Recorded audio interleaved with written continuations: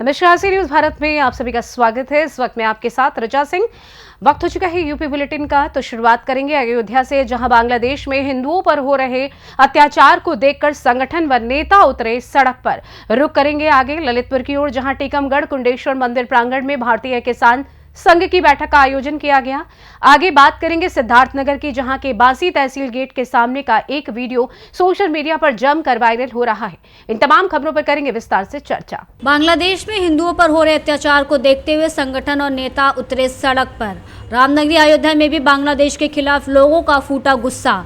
गुलाबबाड़ी से गांधी पार्क तक निकाली गई जन आक्रोश रैली में आरएसएस, विश्व हिंदू परिषद और भाजपा के नेता रहे शामिल।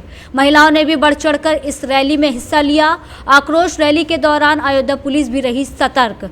बांग्लादेश में हिंदुओं पर हो रहे अत्याचार पर क्या बोले भाजपा के विधायक, आप भी सुनिए। बांग्लादेश में हो रहे कत्लेआम के खिलाफ, बांग्लादेश में मंदिरों को तोड़ने के खिलाफ, बांग्लादेश में हिंदुओं के उत्पीड़न के खिलाफ ये अयोध्या के पूज्य संत हैं, अयोध्यावासी सड़क पर उतरे हैं और आक्रोश व्यक्त कर रहे हैं और ये संदेश दे रहे हैं कि यदि फिर ऐसा हुआ भविष्य में तो फिर इसका परिणाम बहुत ही गंभीर होंगे।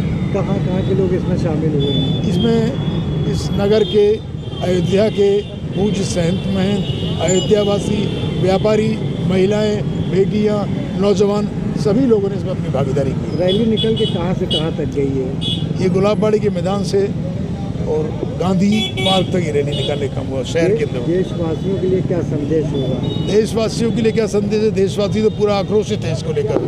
पूरा सनातन धर्म, हिंदू समाज और पूरे भारत में आक्रोश व्यक्त है।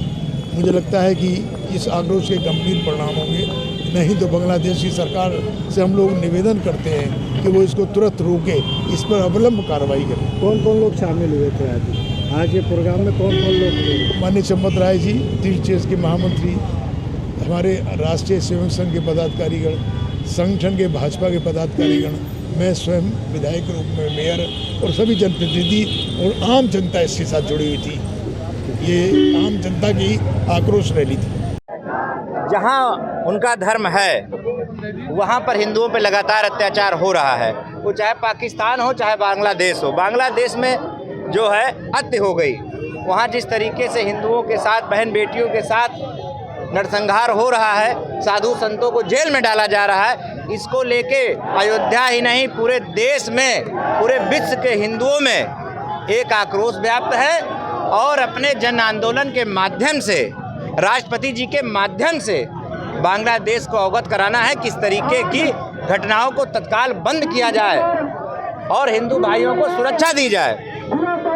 और हम लोगों ने आज एक नारा और भी दिया है, हम दो हमारे दो। इस कानून को बहुत जल्द पास कर देना चाहिए, पारित कर देना चाहिए। अयोध्या से सीनियर संवाददाता राहुल की report. North central railway employees संघ झांसी की मुख्य शाखा के शाखा सचिव राघवेंद्र तिवारी के द्वारा 4, 5 और 6 तारीख को होने वाले मान्यता प्राप्त यूनियन के चुनाव में उगते हुए सूरज पर मोहर लगाकर भारी बहुमत से विजयी बनाने के लिए लोगों से अपील की गई और लोगों को आगाज किया कि कर्मचारियों के हितों के लिए एनसीआरईएस हमेशा लड़ाई लड़ती रहेगी। उन्होंने अपील की है कि सभी रेल साथी एनसीआरईएस को वोट दें।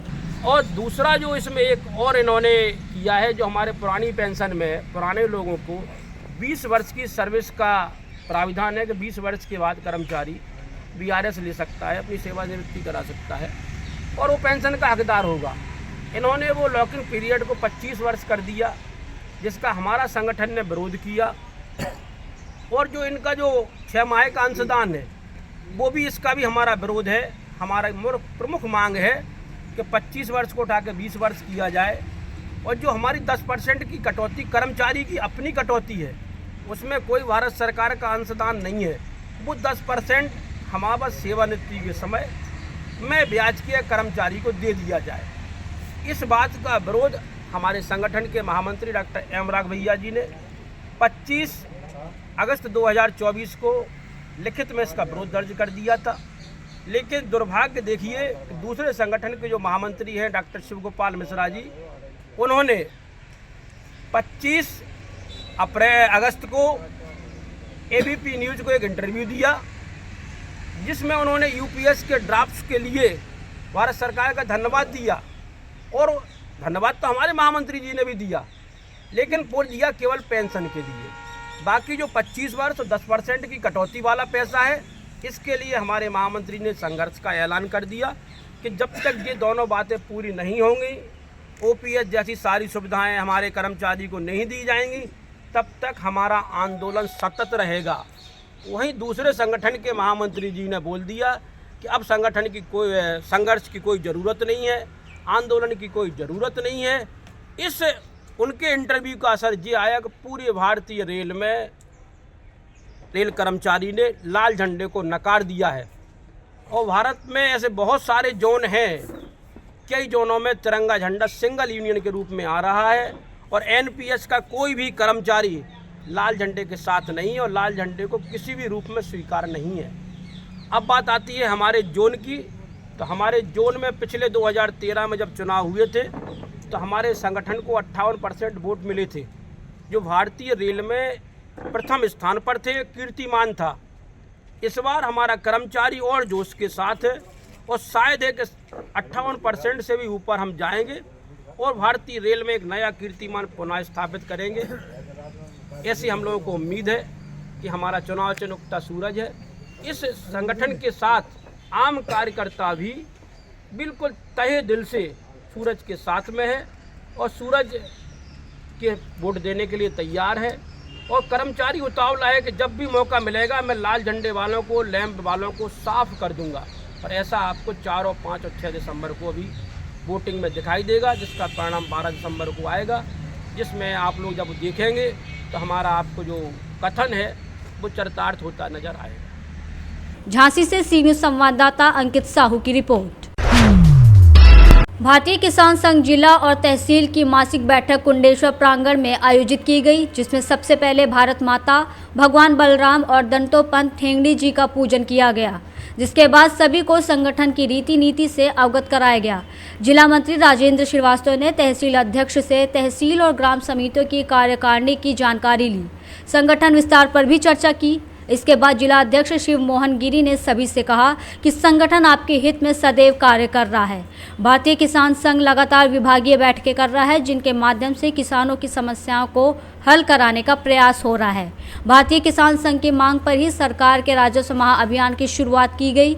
राजस्व महाअभियान 1, जिसके बाद राजस्व महाअभियान 2 और अब राजस्व महाअभियान 3 चल रहा है। लेकिन जब तक अधिकारी पूर्ण निष्ठापूर्वक अपने कर्तव्य का निर्वहन नहीं करेंगे, तब तक कुछ नहीं हो सकता। भारतीय किसान संघ महसूस कर रहा है कि भ्रष्टाचार जिले में चरम सीमा पर है। राजस्व विभाग की अनेकों समस्याएं भारतीय किसान संघ के पास हैं। भारतीय किसान संघ इसको लेकर एक विशाल किसान जागरूकता सम्मेलन आयोजित करना चाहता है, जहां हजारों किसान अपनी ताकत दिखाएंगे। इसके बाद तहसील अध्यक्ष रामचंद्र श्रोती ने सभी का धन्यवाद ज्ञापित किया। मंच संचालन तहसील उपाध्यक्ष नरेंद्र सिंह तोमर ने किया। इस बैठक में जिला जैविक खेती प्रमुख संतोष राजपूत, जिला कार्यकारिणी के पदाधिकारी, सदस्य, कई किसान और मातृशक्ति मौजूद रही। आपका क्या नाम है? मेरा नाम रामचंद्र श्रोती है, भारतीय किसान संघ तहसील अध्यक्ष टीकमगढ़। आज की बैठक की मुख्य जो बैठक थी वो किस संबंध में थी? मेरी हर माह की 3 तारीख को तहसील बैठक होती है और हमारी मुख्य मांग थी, राजस्व अभियान 3 चल रहा है, फार्मर रजिस्ट्री।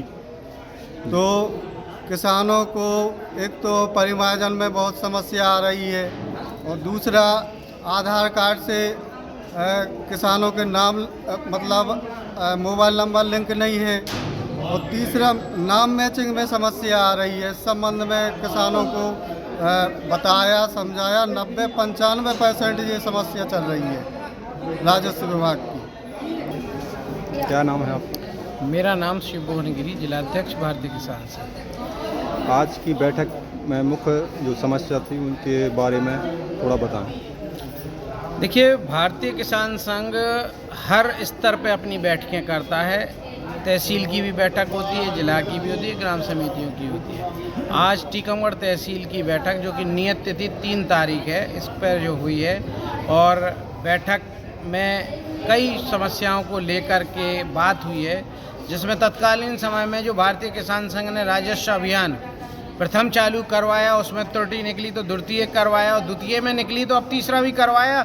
लेकिन मुझे लगता है कि ये पूरी अभियान ही रह जाएगा, क्योंकि इसमें वास्तविकता से किसानों के किसी भी स्तर पर कार्य नहीं हो रहे हैं, चाहे वो राजस्व तुष्टिकरण के हों, रिकॉर्ड दुरुस्तीकरण के हों, सीमांकन के हों, बंटवारा के हों या अन्य प्रकरण हैं। यहाँ जहाँ पे भी कैंप लगाते हैं पटवारी जा रहे हैं, मूल समस्या जो है आप वहीं पे उनको बैठा के और वो समस्या जहाँ की तहाँ रखते हैं। मैं तो चाहता हूँ कि यहाँ एसडीएम भी बैठें, तहसीलदार भी बैठें और कलेक्टर साहब भी बैठें और उनका एक नियमित रूप से अवलोकन करें कि आपकी तहसील की कितनी समस्याएं हैं। हमने इस राजस्व अभियान में 10 दिन में कितनी समस्याएं हल की, 20 में कितनी की और 30 में कितनी, तब तो कुछ फायदा किसानों को मिलेगा, अन्यथा ये योजना या अभियान केवल कागजों तक ही सीमित रह जाएंगे। टीकमगढ़ से सी न्यूज संवाददाता राजेंद्र कुमार की रिपोर्ट।